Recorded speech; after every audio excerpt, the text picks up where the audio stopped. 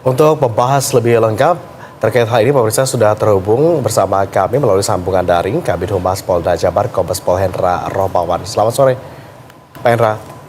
Terima kasih Pak Hendra sudah bergabung sama kami di Berita Satu Sore. Fakta apa, Pak Hendra, yang berhasil diungkap dari olah TKP kemarin dan bukti-bukti berapa saja yang berhasil dikumpulkan dalam olah TKP itu? Baik, terima kasih Mas Agung. Jadi intinya adalah untuk cek TKP ulang ini adalah untuk melengkapi hasil olah TKP yang pertama. Dan olah TKP yang kedua ini kami didukung oleh pimpinan kita dari Mabes Polri, ya, dari Puslapor, Inavis, ya, Pusdokkes, gitu, untuk memperkuat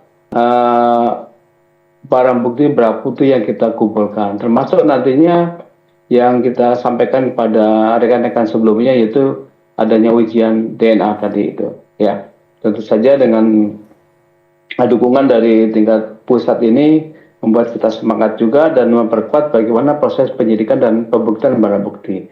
Untuk masalah barang bukti sendiri masih di posisi yang sama, yaitu ada 11 barang bukti yang sudah kita sebutkan sebelumnya. Mungkin demikian Mas Agung. Oke, apa langkah penyelidikan selanjutnya setelah olah TKP ini?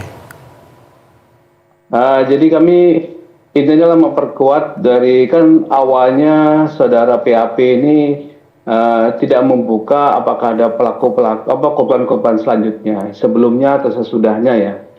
Dan dengan adanya bukti adanya korban yang kedua dan ketiga ini, ya, dan sesungguhnya untuk korban ini adalah korban yang sebelumnya, sebelum korban yang terungkap pada tanggal 18 Maret kemarin, karena ini kejadian tanggal 10 dan tanggal 16. Nah, di sini tentu saja kita setelah memeriksa dari kedua korban di rumah sakit dan juga dilanjutkan di Polda, kita setelah menggelar perkara, dan selanjutnya pada 2 hari ini kita intensif untuk memeriksa kembali PAP, ya, kembali dengan bukti-bukti ada, dan juga menanyakan kembali apakah masih ada korban-korban sebelumnya yang dilakukan oleh dia, baik TKP yang ada di rumah sakit RHS ini atau mungkin di tempat yang lainnya.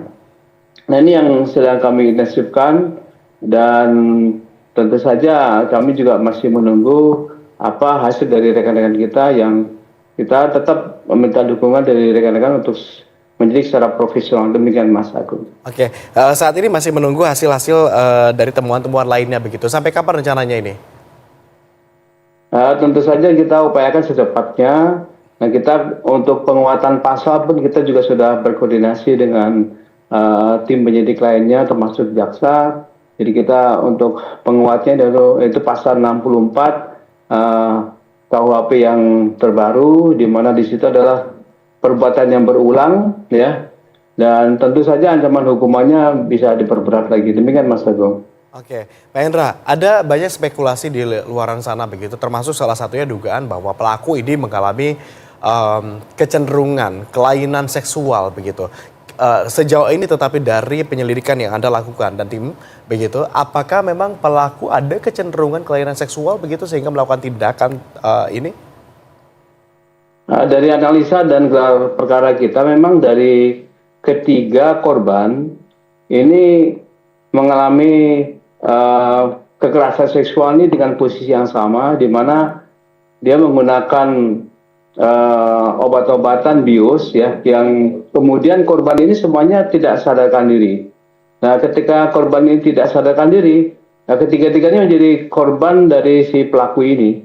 Jadi, dari disinilah ada kecenderungan yang bersangkutan ini menyukai korban-korban yang dalam posisi yang tidak sadarkan diri. Dan ini merupakan suatu kelainan yang sudah kami rekomendasikan ke beberapa rekan yang membantu kami untuk pemeriksaan secara psikologi. Demikian Mas Agung. Oke, tetapi Pak Hendra, kalau misalnya memang terbukti ada kelainan seksual, implikasinya apa nanti terhadap hukum yang akan dikenakan pada pelaku? Apakah ada katakanlah perlakuan-perlakuan tertentu begitu, mengingat pelaku juga dipengaruhi oleh adanya kelainan seksual begitu? Ya, sampai sejauh ini kita akan memperkuat dengan jeratan-jeratan hukum dan juga dukungan-dukungan daripada ahli ya, agar jangan sampai yang bersangkutan ini terlepas dari jerat hukum. Dan tentu saja kita juga mohon dukungan dari seluruh masyarakat dan media agar pelaku ini bisa dijerat dengan hukum dengan baik dan hukuman vonis yang berat, karena tidak menjadi jurisprudensi lagi nanti bagi dokter yang lain maupun kejadian yang lainnya. Demikian Mas Agung. Oke, kami dengar juga sejumlah nama kemudian muncul begitu. Ada pengakuan-pengakuan dari pihak lain yang juga menjadi korban. Ini ada 3 korban. Apakah ada perkembangan terbaru terkait laporan dari 3 korban ini? Ya, sejauh ini yang dari ketiga ini kami ada dari beberapa penyampaian kepada kami PPA, ya mulai WhatsApp dan sebagainya. Jadi adalah korban yang tidak jadi ya, karena korban pada saat itu merasa curiga dan momen pemeriksaan itu momennya adalah malam hari ya, dan posisinya tidak nyaman, sehingga setelah berkoordinasi dengan pihak keluarganya, si yang bersangkutan ini tidak mengikuti apa menjadi anjuran daripada tersangka ini, sehingga alhamdulillah korban juga merasa waktu itu tertolong dari jebakan si tersangka ini. Ini itu saja, yang lainnya sementara masih tetap kita buka jaringan hotline kita dan juga rumah sakit Hasan Sadikin juga pun demikian. Dan tentu saja sementara ini kami tidak terlalu terbuka ya menyampaikan untuk korban, karena takut ada tekanan juga dari publik terhadap si korban ini, sehingga inisial maupun juga yang lainnya sementara masih kita sembunyikan dan kita lindungi. Demikian Mas Agung. Kami dengar dari informasi sebelumnya juga salah satu korban saat ini sedang berada dalam tekanan begitu ya, karena identitasnya kemudian tersebar begitu. Penyelidikan juga masih terus berlanjut, namun apakah kemudian akan ada potensi pelaku lebih dari 1 orang dan korban masih bisa saja bertambah jumlahnya begitu, Endra?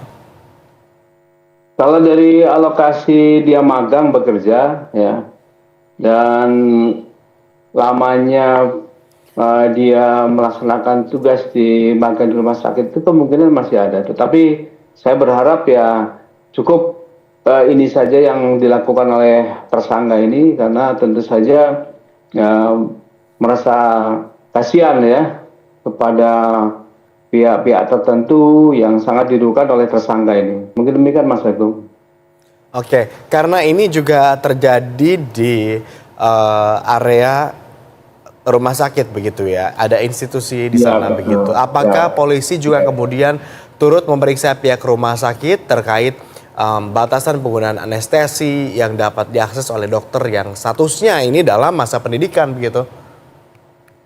Ya begitulah Mas Agung, jadi kita kemarin sudah intensif berbicara dengan pihak rumah sakit, di mana itu salah satu unsur pemeriksaan kita, ya detail pemeriksaan kita terkait dengan SOP-nya, kemudian bagaimana kewenangan yang bersangkutan ini magang tapi bisa memperoleh jumlah obat-obatan yang mungkin tidak sesuai dengan peruntukannya, sehingga kita periksa di situ dari mulai perawat sebagai pendamping, perawat yang mendampingi dokter itu, kemudian juga dari pihak farmasi di internal rumah sakit itu menjadi intensif kita dalam pemeriksaan itu.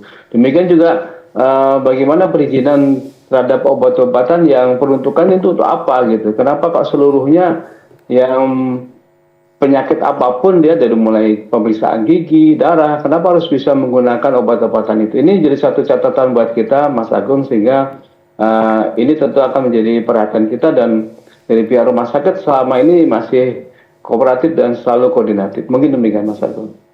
Baik, terima kasih Pak Hendra sudah mengupdate informasi ini. Kita tentu sama-sama menantikan bagaimana keterbaruan dari informasi ini, termasuk juga tadi ya potensi-potensi adakah laporan baru, kemudian juga pelaku juga bisa saja mungkin bertambah jumlahnya. Nanti kita akan update kembali perkembangan informasinya seperti apa. Selamat kembali beraktivitas Pak Hendra. Ya, terima kasih Mas Agung. Selamat sore. Selamat sore Pak Hendra. Dan demikian pemirsa diskusi kita bersama